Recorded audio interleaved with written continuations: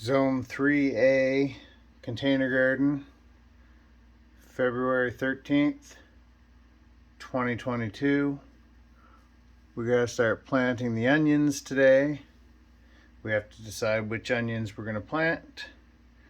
As you can see, I have many here, more than I will actually plant. We're not gonna do leeks today. We're not gonna do the shallots today. I think we're gonna do sweet Spanish, Walla Walla, because they're impressive,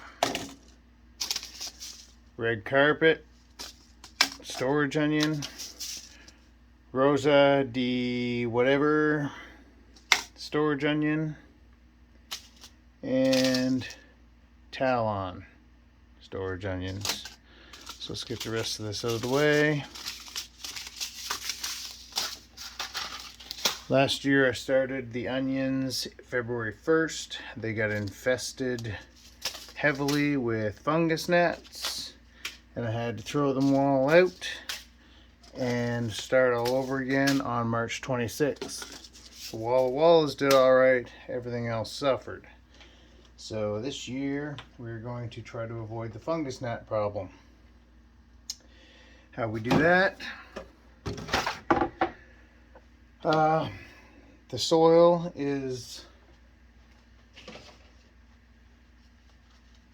has been frozen and thawed multiple times. So if anything was living in there and the eggs hatched, they would have died when they froze again.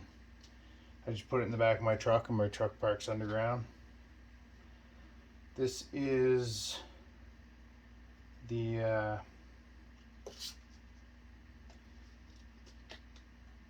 can't remember what kind of soil this is, honestly. Sorry about that.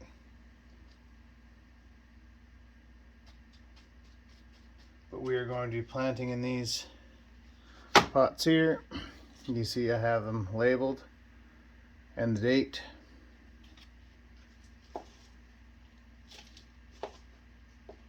Another way to sanitize or sterilize your soil would be to microwave it.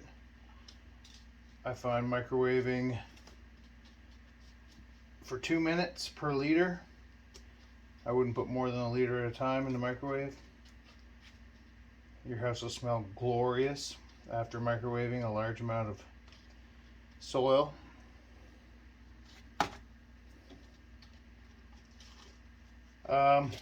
If you know what fungus gnats are, then you probably already have a mitigation plan in place. If you don't know what fungus gnats are, look them up, because you're not going to want them. And if you do know what they are, you already have them. So I have houseplants and fungus gnats. So to start seedlings indoors, I learned last year from my fungus gnat fiasco that I needed to interrupt their life cycle, and I couldn't do that with all my plants. So what I did was I got rid of the onions, because they were the first things I had planted, and I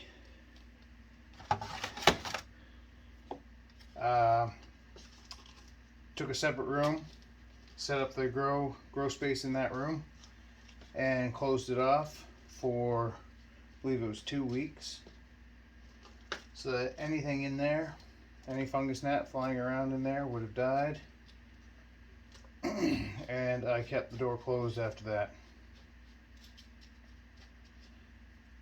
Fungus gnats still find a way, so after that it's fans. And I tried not to use fungicide. Alright, let's make sure these are planted properly. Talon. Where's Talon? Talon, right here. See, I just used painter's tape.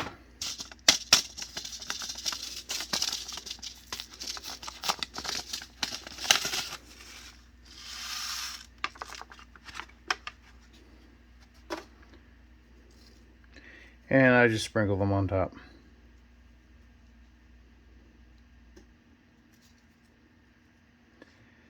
This is what I did last year. You end up with a overabundance planted.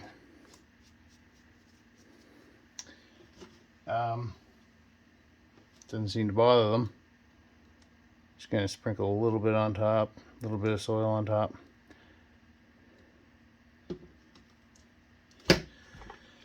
And next up is Walla Walla. Last year I got the Walla Walla seeds from some guy on YouTube, I think, or not YouTube, eBay. They came from Nova Scotia, Canada. That's where I am, in case you haven't figured that out from the Zone 3A. That's there's a lot of Walla Walla seeds in there. I don't think we need all that many.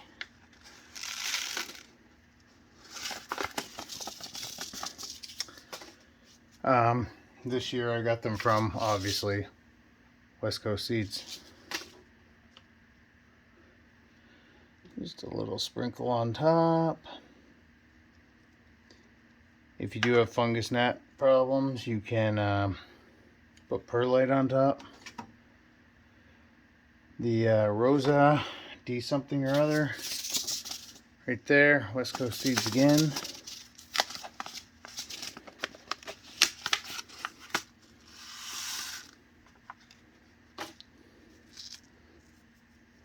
These are red onions. The Walla Wallas and sweet onions in general do not store very well. I still have some Walla Wallas in the fridge from last year's harvest, but they are not really edible at this point. They are soft and growing. And the reason I don't throw them out is because maybe I'll plant them somewhere this year if they make it, and see if they make seeds. Yellow Spanish, sweet. Like I said, sweet onions are not generally for storage, but these ones, they say, can store for a short period, I guess. Seeds of Change. Got these at the hardware store. Yellow Spanish.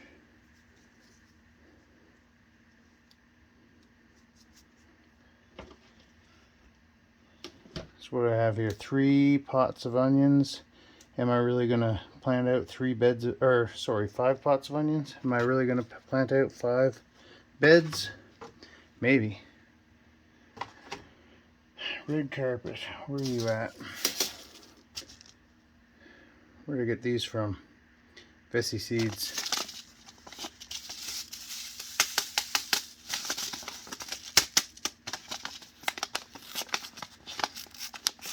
Anyone out there who doesn't care too much about gardening, I'm sorry that you follow me and I'm not doing those videos anymore.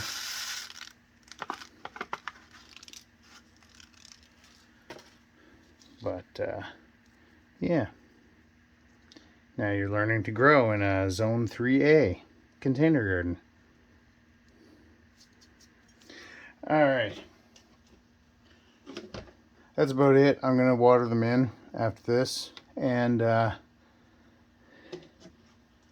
have these clouches that I will put over top just to keep them moist. Obviously they won't fit over top with this tray, but that's not where they're going to be. About these clouches, I don't know what the plural of clouche is. From the dollar store, you can get a lot of stuff at the dollar store if you're just starting out gardening. Anyway, February 13th, Zone 3A container garden.